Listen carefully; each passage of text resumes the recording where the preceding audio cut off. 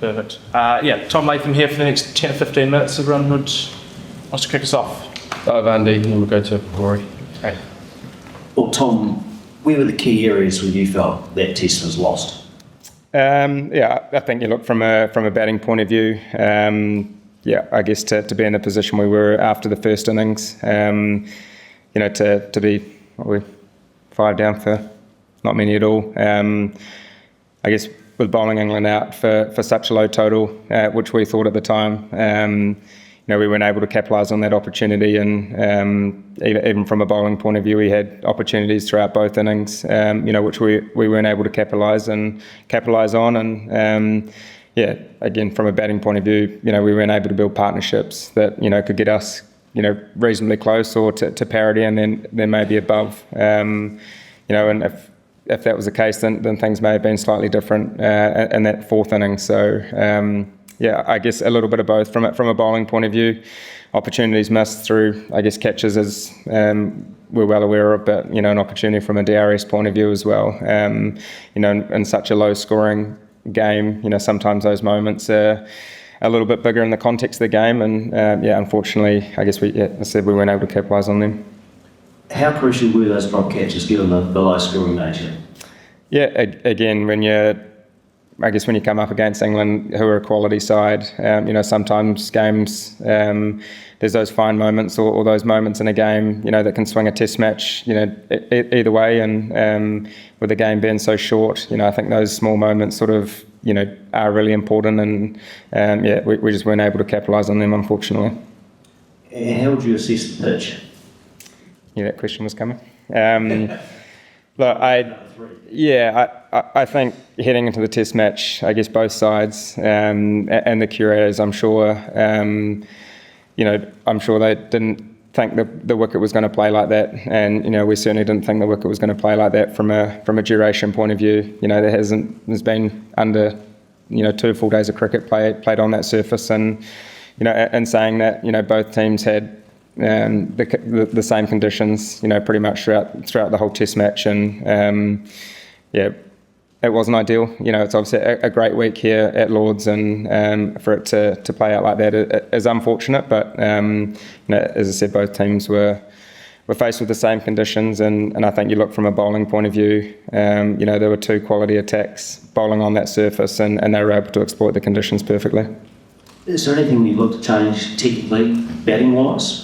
Look, I think any time you're put in a situation where you look where you could have done things different, I know the guys are already speaking about that, whether it was an opportunity to come out and be a little bit more positive, but and saying that the ball still was doing plenty, and the result may have been the same, but whether we could have showed a little bit more intent. Certainly if we're offered it, we saw GP today. I think the way he came out and played positive cricket, that's his natural game, but put them under a little bit of pressure, and I guess if we were potentially able to do that, a little bit earlier, and then things may have been different. So any time you lose, whether you win or lose, you're always looking to fine tune things and things that you may have done better, and I guess that could have been one thing. Finally, for me, just probably a little more positive element to it, what did you make of the bowling spots and how they worked together, even with Matt's methods? Yeah, it was great to see. I think we understand that the talent that we have from a bowling point of view, and our bowling stocks that we have at New Zealand cricket at the moment, and I guess to have the likes of Kyle and Will back from long-term injuries back into the longest format, the hardest format for them to put the work in to be back to where they are. And to see what they put on show out there this week was hugely exciting. Both of them haven't played a red ball game for a long period of time now, and hopefully this is just the start of them just being better and better each time they get the opportunity to have the ball in their hands. So in saying that, we obviously know the experience that Matt Henry has, but I thought the way Nathan Smith was able to do what he did this week, he's had some opportunity with us, for the last sort of 12 or 18 months or so, and I think for him to bowl the way he did last week against Ireland, and to be able to back it up here, in a really special week, and to be such a threat for a long period of time, was, certainly great for us, great for his confidence. And as I said, we've built a nice attack, and hopefully we can keep building on from here.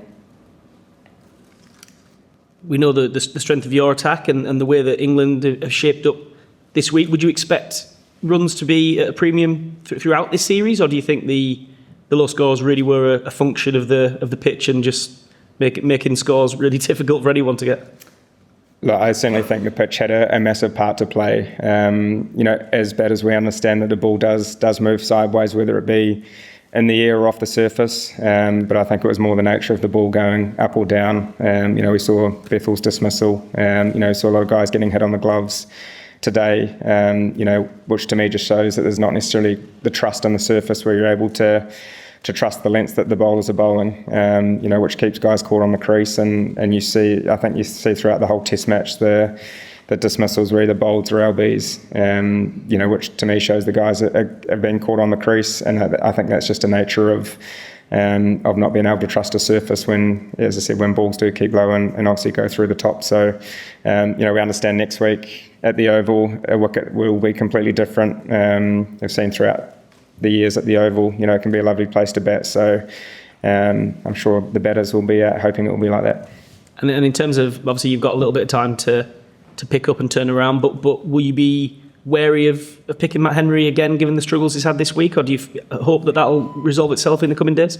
I think it's a day-by-day case with Henners. I think for him to be able to come back and bowl on day 2, was a great result for us. So fingers crossed he keeps progressing the way he has from day 1 to where he is now. As you said, we've got a little bit of extra time now to hopefully get him right, and then fingers crossed we'll have a full bowling attack to pick from again.